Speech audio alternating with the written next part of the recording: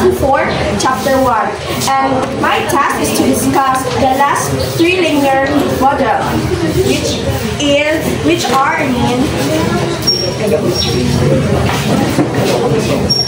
first, the fourth model is the understanding by design model, systematic design model, and the Moray print model for curriculum development. So before we're going to delve in my discussion, I want your all ears sa kuha because at the end of my discussion, I will give an natay ka ng activity. So ang activity is called Pick Me or Pick Me Not. So, unya na atong mechanics, no? So, mag-discuss ang did you guys choose drive? Aww. So, understanding by design model.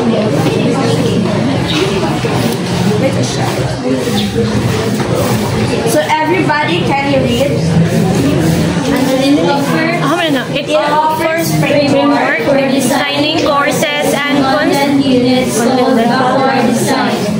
It is a planning framework designed used to help prepare teachers to think long-term about what they are trying to accomplish.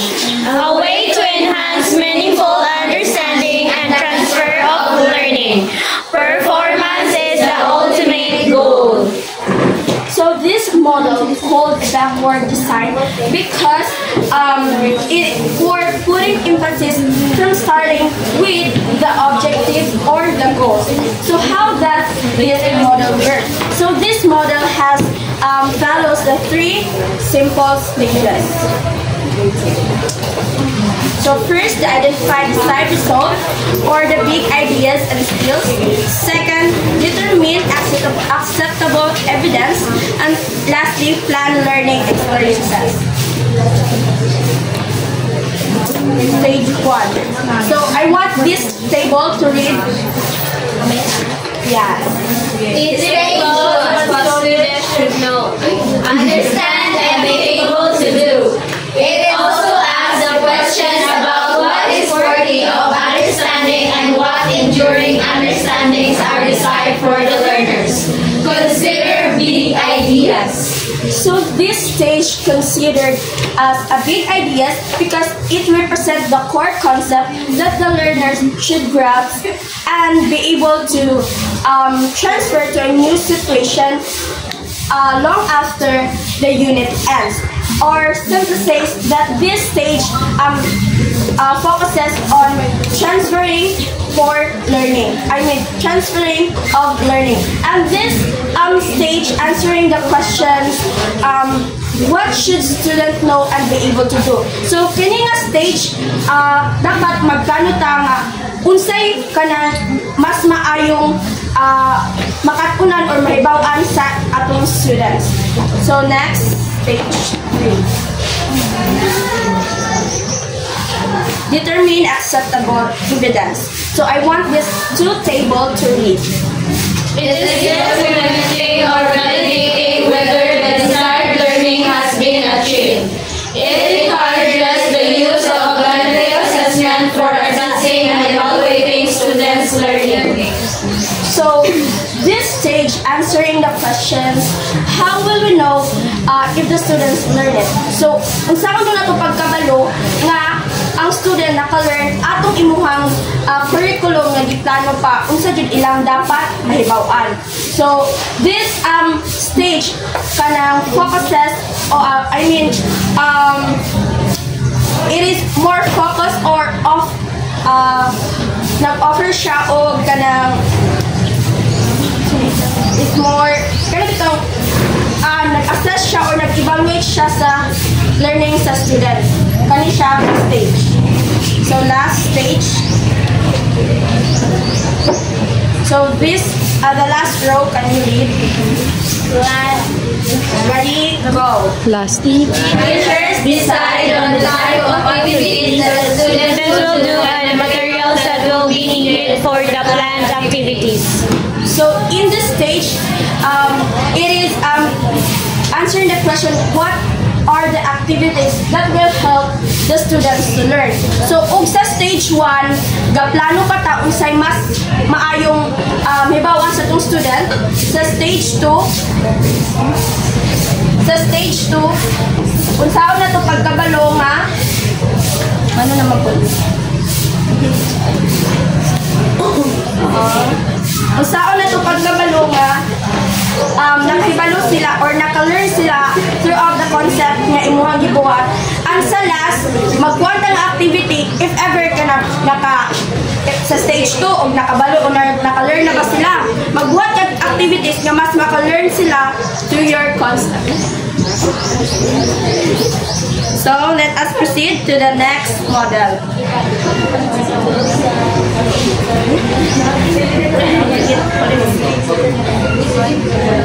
The systematic design model by Robert Diamond in 1960. So in this model, there are two phases. The first phase is the project selection design, and the second phase is the production, implementation, and evaluation. So, muna siya ang phase 1 and then phase 2. So, balik tayo sa phase 1. So, in this model, it is imperative that we must collect the data first before mo proceed sa laing steps. So, kay kaninga model, it is a linear and systematic model. So, phase 1. So, sa phase 1, it involves the planning and organizing your curriculum. Sa phase 2 naman, it is actually creating the curriculum, putting into practice, and it also checking if it works well or your curriculum works well. So, this diagram, katong phase 1 of phase 2, is an excellent way of helping the curriculum workers to visualize the entire curriculum process development. So as shown sa phase 1, some curriculum influences and sources are also acknowledged in the process of the curriculum development. So kining phase 1, dili nimo makita inyo or imong objective. Sa imong objective sa curriculum nga imong nabuhat. So let's proceed to the phase 2. So kining phase 2, according to this phase 2, it allows the workers to design the curriculum workers to design for the production and implementation of the curriculum. And it is shown the importance to evaluate instructional materials to ensure a smooth implementation of the curriculum. Then, this model is a series of tasks. If this model kanang ma-follow iyang series of tasks, anak ko nga linear man siya, so from corner siya nga straight siya. If ma-follow ni siya, baka implementa og kanang effective and secure na curriculum.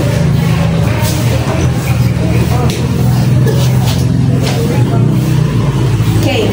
So, di ba na-adri it relies heavily on data. So, sa systematic design model, importante jud ang pag-collect of data before ka mo go through sa imuhang paghimo sa curriculum. Kay unsaon man nimo og makahatag ba kang effective nga curriculum if ever kulang-kulang imong data? No. Oh, di ba? So, ito nga one. So, last is the Moray-Prent model for the curriculum. Nanato sa last. Everybody read. Curriculum development is the Again, everybody read. Curriculum development is the decision-making process which emphasizes that faculty members must conduct researchers as a basis for making decisions. So, these models, kanang nagkon siya is the curriculum development is a decision-making process because kani nga model, nag-realize gyapon siya sa mga evidences and context. So, through this process, it can give a deeper understanding to the faculties of the situational context on their institution. And it can ensure the needs of the learners, and it can give the effectiveness of the existing curriculum. So, kanina model, it needs nga ang kanabitang curriculum workers or ang nag-create sa curriculum kay go through siya sa searching, and dapat yun na siya evidence while kahimo siya anak nga curriculum. So, na siya 3 phases. So, phases, no? 3, organization, development of application.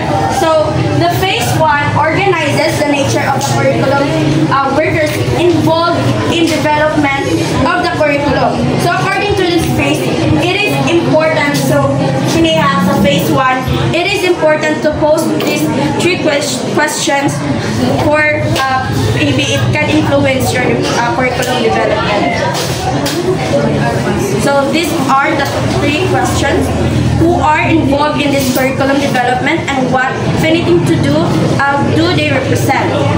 What conceptions of curriculum do they bring with them? And last, what underlying forces or foundation have influenced the developer thinkings? Dapat mo ganang handouts, ano inyo ba ito na-download?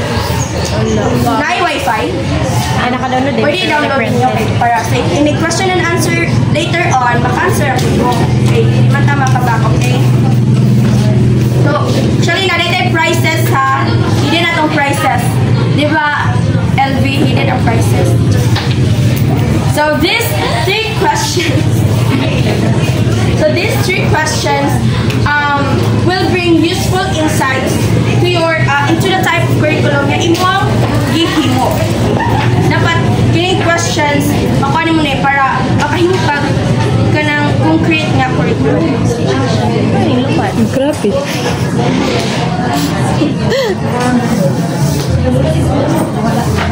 Ay, mubalik sa lista.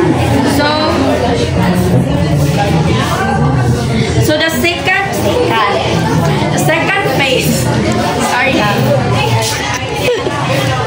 So the second phase is the task of developing model. So the procedure of this phase is a cyclical. So napa may idea kung sa ang cyclical o baka doon cyclical mo idea?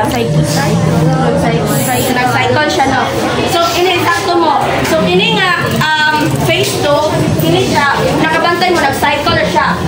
So when we say cyclical, I mean, nag-start siya sa situational analysis, then mabali na po siya sa aims, goals, and objectives, learning activities, instructional evaluation, mabalik na po siya, continue na po siya sa situational analysis.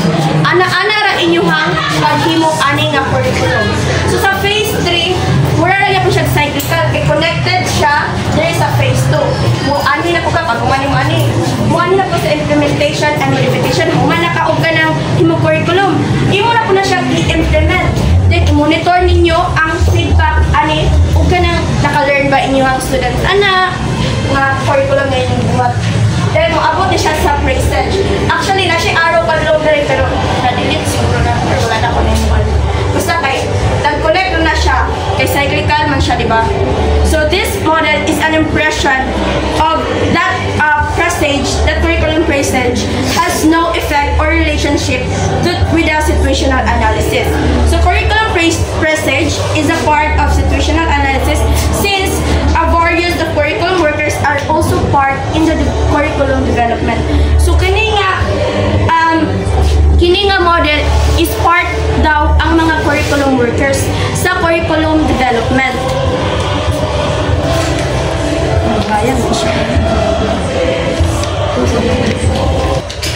So the key concept of this model is kanang ang curriculum workers ba, bitaw, example ako ang naghimo sa curriculum. So ako ang mga situational nga nitambos ako kinabuhi or ako mga naagian nga mga naibawak ako mga knowledge pass through na ba ko knowledge? Basta ako bitaw knowledge is ako ma-implement ko sa curriculum. Mo ni siya important key concept sa ako ang last curriculum. So, dili na ta magpa-activity na ko. Question and answer portion. So, dili ma-open. Ay, mo na po.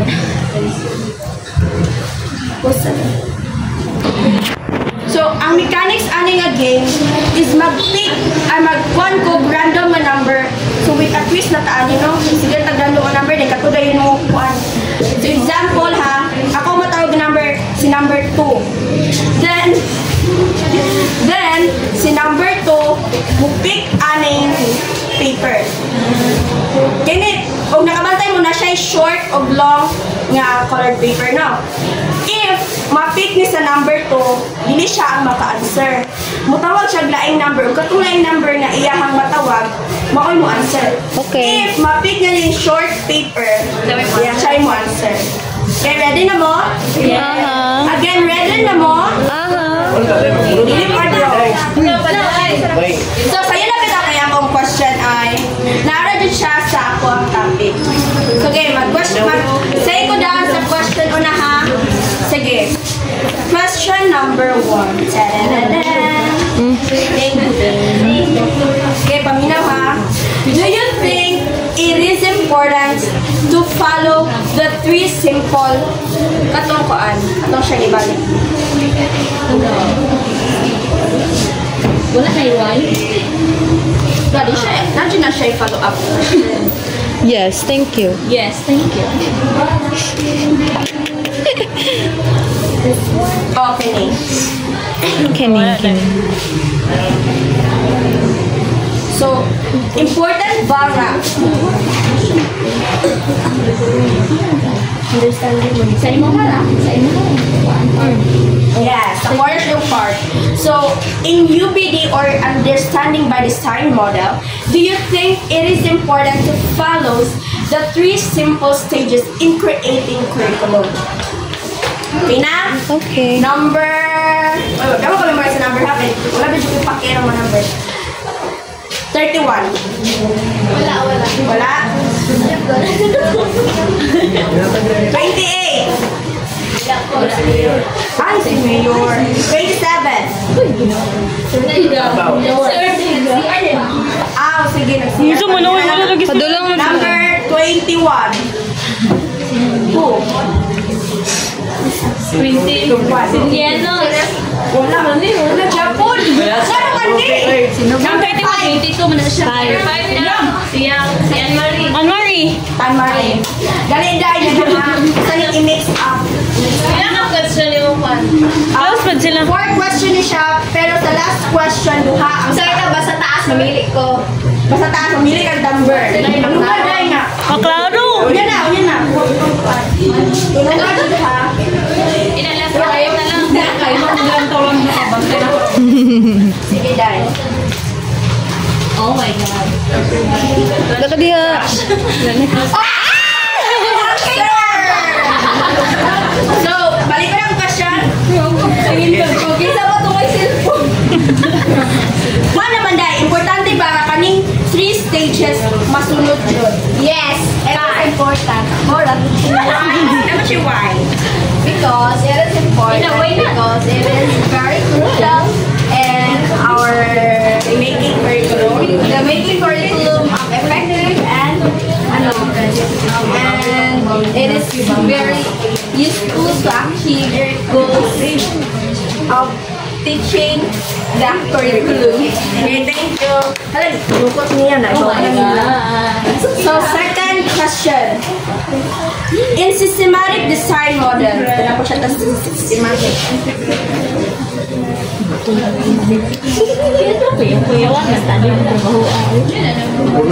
Basta kailangan po to share price.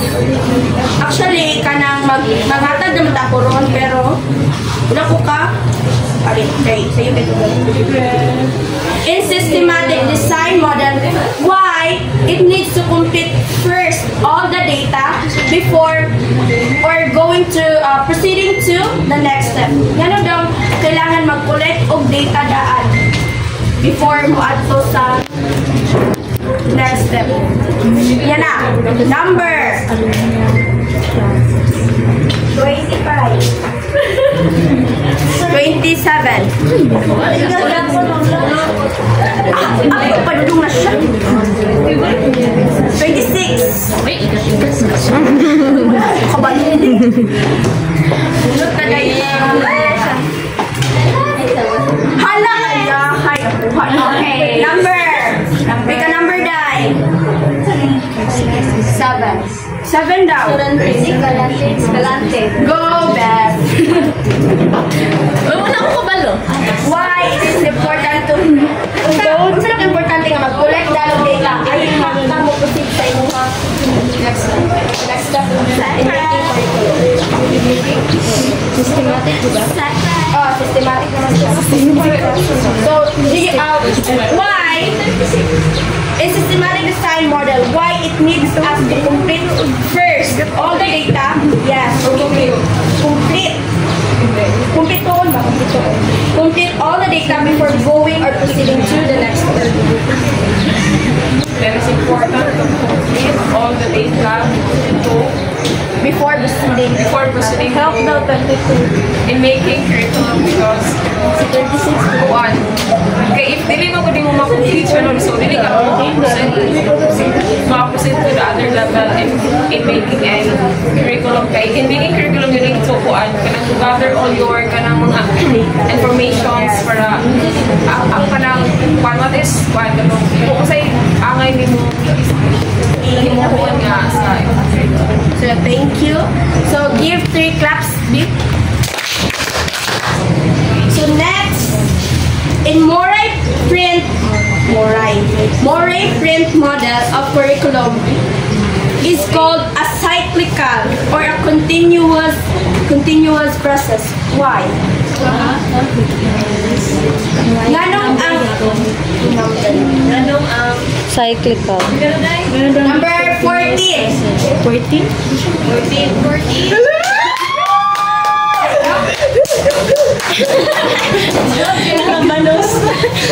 Si Riros tunod, gining lakaw. Why? Ay ano daw ang Moray print model is called a cyclical or continuous process. Kaya ano man? Mabunot, bagay na siya. Sino na siya bunot, no? Answer na siya, no? Kaya na niya, ay, pansira na siya. Para fair. Ah? Oh, ikaw.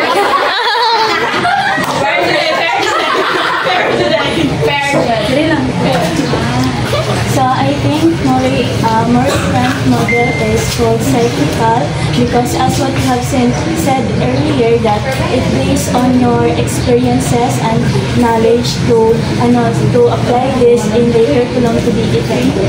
So that's all. So thank you. So, kuhan po na ko clarify na po kami cyclical, shock, and process. Katortoyo. Last, wala siya ka person na. So, huwag nagbihan yung handout, nalagyan siya sa akin na last. So, tell us the differences among these 3 linear models. What's the difference niya? Or asa siya ga-focus? Number 6. gagas. Magulat pa mga kaday, napakay chance. Duha man mo. Isipin mo nag-letter. Kaya na siya na Pakanon pakana og taasi mo mabunot. Oh, di ba told ya? Pick a number, die. 22. No. Okay. I think for the UPD understanding By design model, so it works backwards guys.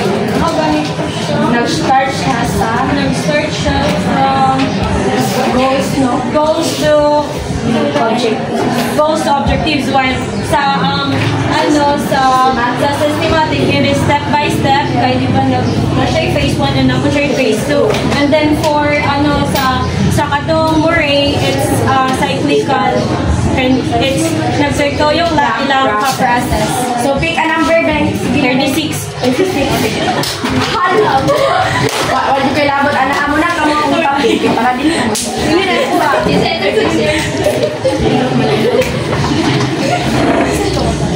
Different. Differences or I just hear it. same question. All three models have differences. First, we have the backward design. So for activity or the understanding by design model puts greater emphasis on starting with formation of school goals and objectives. So it focuses in there. So in designing, while in systematic, was developed by Robert Diamond because he emphasized systematic in designing curriculum, which the project selection, the production, the implementation, and of course the evaluation.